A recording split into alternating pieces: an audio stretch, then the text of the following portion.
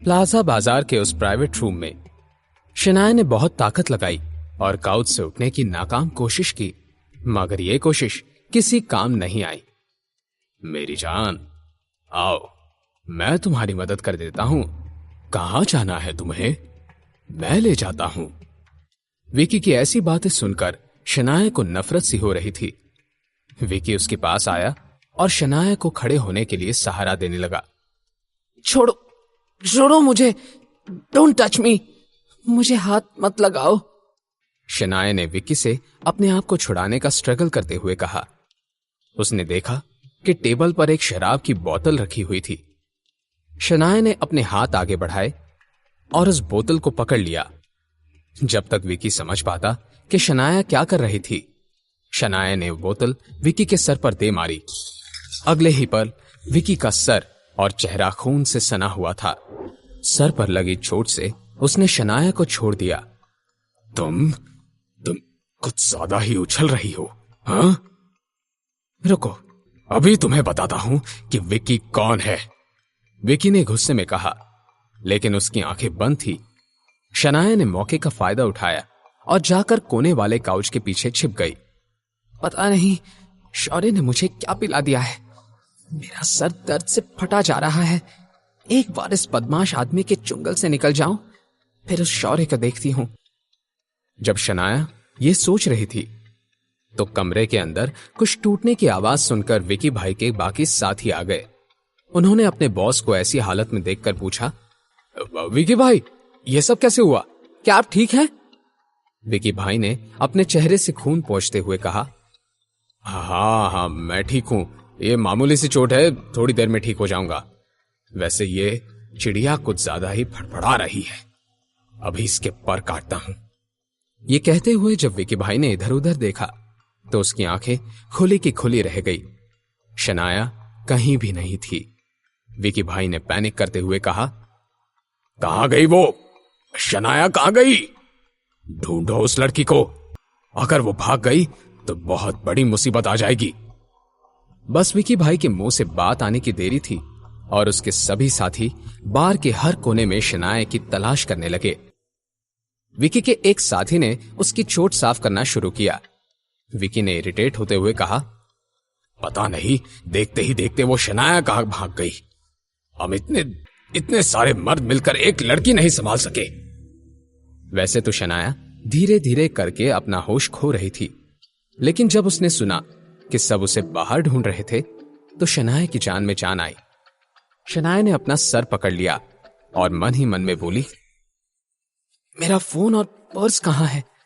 मुझे किसी ना किसी को कॉल करके इन्फॉर्म करना होगा कि मुझे यहां से बचा लो। लगभग लंच का वक्त हो रहा होगा। मैं आहान को कॉल करती हूँ, वो जरूर मुझे इस मुसीबत से बाहर निकाल लेगा। जैसे ही एक ख्याल शनाया के दिमाग में आया, उसने धीरे से अपना चेहरा बाहर निकाला और अपनी पर्स देखने लगी। पर्स रूम के बीच वाले टेबल पर थी।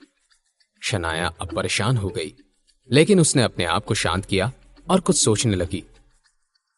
वो गुंडा और उसके साथी का ध्यान इधर नहीं है और कमरे में अंधेरा भी है। मैं धीरे से जाकर अपना मोबाइल ले लेती हूँ। शनाया जानती थी कि उसने कुछ गलत पी लिया है और अब कभी भी वो अपना होश खो सकती थी। ऐसा होने से पहले शनाया को यहां से बाहर जाना था। वो डरते डरते धीरे से काउच के पीछे से बाहर निकली। शनाया इस वक्त अपने घुटनों के बल चलते हुए आगे जा रही थी। एकदम से विकी ने उसकी तरफ देखा तो शनाया नीचे झुक गई। अचानक शनाया की धड़कनें तेज हो गई। कुछ पल वैसे ही रुकने के बाद वो फिर से घुटनों पर खड़ी हो गई। विकी का ध्यान अब उसकी तरफ नहीं था। शनाया आवाज किए बिना रूम के बीचों बीच पहुंची और उसने हल्के से अपना मोबाइल उठा लिया। फाइनली शनाया की जान में जान आ गई। जैसे ही वो वापस जाने के लिए मुड़ी, किसी ने शनाया के बालों को पकड़कर उसे जमीन पर गिरा दिया। शनाया का फोन उसके हाथ से गिर गया और वो दर्द से कराहने लगी। आह, छोड़ो मुझे, शनाया ने दर्द भरी चीख के साथ कहा, लेकिन विकी कहां उसे छोड़ने वाला था। तेरी वजह से मेरा इतना खून बहा है, तुझे ऐसे कैसे जाने दूं? विकी भाई ने बेरहमी से कहा। थोड़ी ही देर में विकी भाई और उसके सभी साथी शनाया को घेर कर खड़े थे। विकी भाई, इस लड़की को अच्छा सबक सिखाना पड़ेगा ताकि जिंदगी भर आपको याद रखे, विकी के किसी साथी ने कहा। विकी ने भी इस बात पर हामी भर दी। वो शनाया को किक करने ही वाला था कि उस प्राइवेट रूम का दरवाजा जोर से खुल गया। भाई बचाओ, विकी के एक साथी ने भागकर अंदर आते हुए कहा। विकी और बाकी सब हैरान रह गए। उस आदमी से सवाल करते हुए विकी ने कहा, क्या हुआ है? मगर इससे पहले कि वो इस सवाल का जवाब दे पाता, दरवाजे के बाहर एक 6 फीट लंबा लड़का खड़ा था। उस लड़के की नजरें तेजी से किसी को ढूंढ रही थी। पूरी रूम में नजर फेरने के बाद आखिरकार उसकी नजर जाकर जमीन पर बेबस पड़ी शनाया पर पड़ी और उस लड़के की जान में जान आई। शनाया बेहोश होने की कगार पर थी कि तभी उसने एक आखिरी उम्मीद से अपना हाथ बढ़ाते हुए ही नाम लिया, आहान। आहान सुनकर विकी की आंखें पैनी हो गई। क्या ये लड़का शनाया का पति है? शौर्य तो कह रहा था कि इस लड़के से डरने की कोई जरूरत नहीं है। अभी इसे बताता हूं कि मेरे बार में घुसने का क्या अंजाम होता है, विकी ने मन ही मन में कहा और अगले ही पल उसने अपने साथियों को आहान पर हमला करने का इशारा किया। लेकिन ये क्या, अगले 5 मिनट के अंदर अंदर विकी के सारे साथी जमीन पर गिरकर बदन का कोई ना कोई हिस्सा पकड़कर दर्द से चिल्ला रहे थे। यह नजारा देखकर विकी की हालत देखने लायक हो गई थी। क्या ये वही आहान है जिसके बारे में शौर्य ने कहा था? शौर्य के बच्चे, क्या ये मुझे फंसाने का कोई प्लान था? अब मैं क्या करूं? अब आहान सीधा चलते हुए विकी के पास आ गया।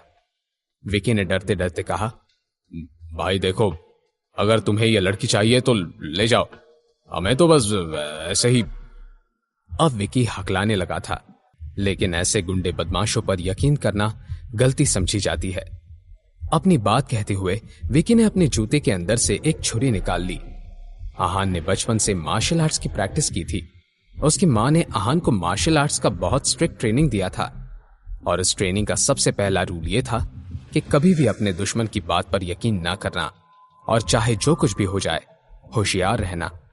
आहान ने विकी की इस हरकत को नोटिस कर दिया था। उसने तुरंत विकी का हाथ मोड़ लिया, जिसकी वजह से छुरी नीचे गिर गई और विकी पूरी तरह से आहान के कंट्रोल में आ गया। मेरी बीवी को हाथ लगाने की तुम्हारी हिम्मत कैसे हुई? आहान ने गुस्से से पूछा। मुझे माफ कर दो भाई, वो शौर्य ने, लेकिन मैंने इस लड़की को हाथ भी नहीं लगाया है। जब तक विकी अपनी बात पूरी करता, आहान ने विकी को एक ऐसी लात मारी जिसने उसे नीचे गिरा दिया। आहान ने जल्दी से नीचे झुककर शनाया को अपनी बाहों में उठा लिया। शनाया की आंखें बंद हो रही थी, फिर भी उसने धीमी आवाज में आहान से कहा, आहान, मुझे घर ले चलो, मुझे डर लग रहा है। ये बात कहते हुए शनाया की आंखों से आंसू आ गए और वो बेहोश हो गई। अपनी बीवी को ऐसी हालत में देखकर आहान के दिल में नरमी छा गई। उसे अपने सीने में दर्द सा महसूस हुआ। शनाया आहान की कमजोरी थी, कोई उसे तकलीफ पहुंचाए ये ठीक था, मगर कोई शनाया को हाथ भी लगाता तो आहान का गुस्सा उसके कंट्रोल से बाहर हो जाता था। कुछ देर पहले आहान लंच के लिए घर ही जा रहा था, मगर तभी उसका फोन बजा। कॉल मिसेस यामिनी गिल ने की थी और उन्होंने आहान को बताया कि शनाया शौर्य के कॉल करने के बाद बाहर चली गई थी।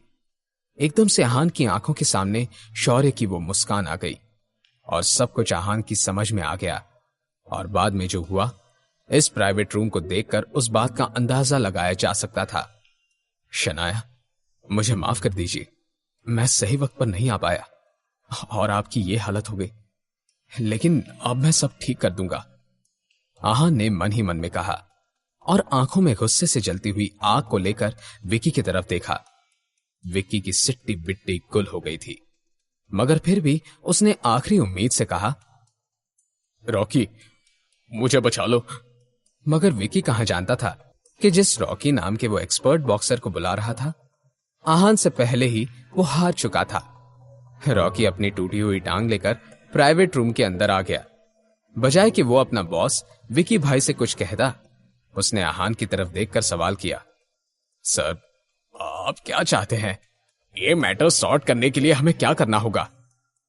रॉकी एक बहुत ही होशियार बॉक्सर के साथ ही समझदार इंसान भी था। आहान की फाइटिंग स्किल्स को देखने के बाद वो जानता था कि हार मान लेना ही समझदारी का काम था।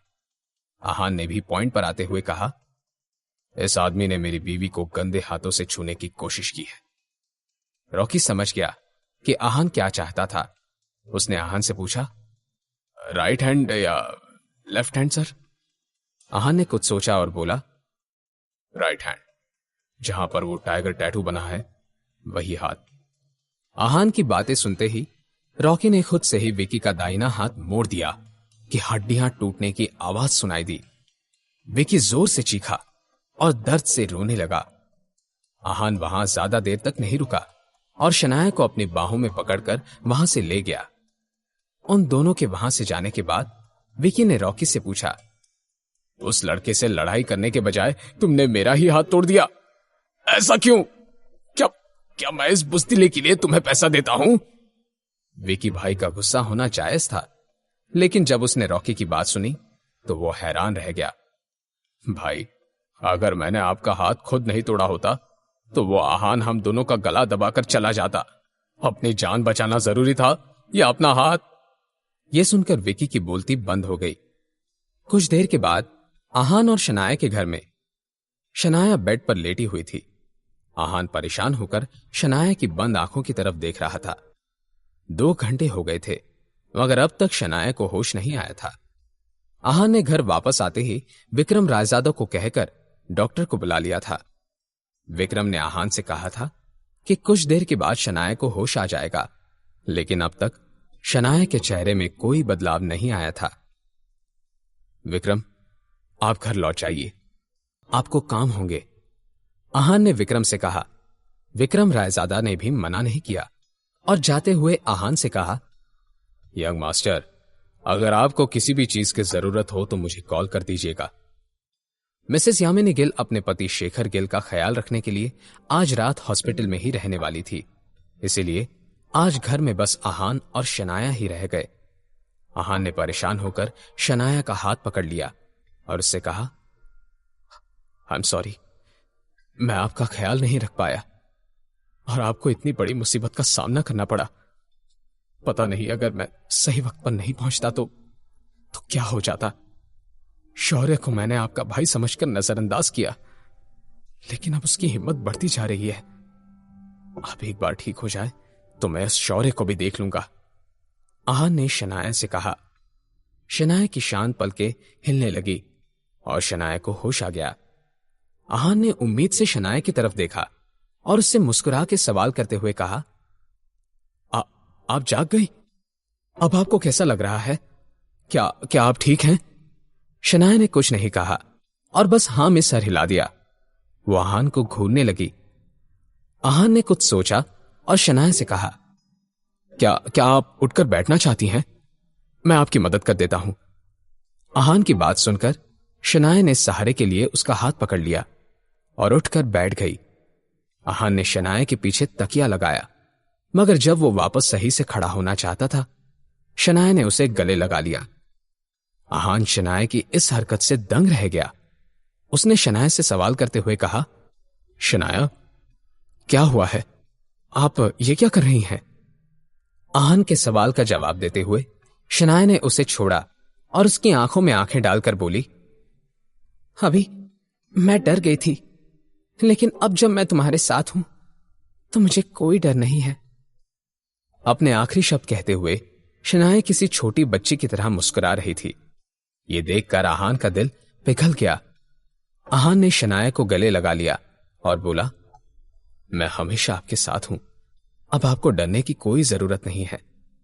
यह सुनकर शनाया को अलग सी राहत मिली, मगर अगले ही पल शनाया ने जो कहा उसे सुनने के बाद आहान बेचैन होने लगा। शनाया ने आहान से कहा, अभी मेरी ड्रेस चेंज कर दो ना। शनाया को क्या हो गया था? अब आहान क्या करेगा?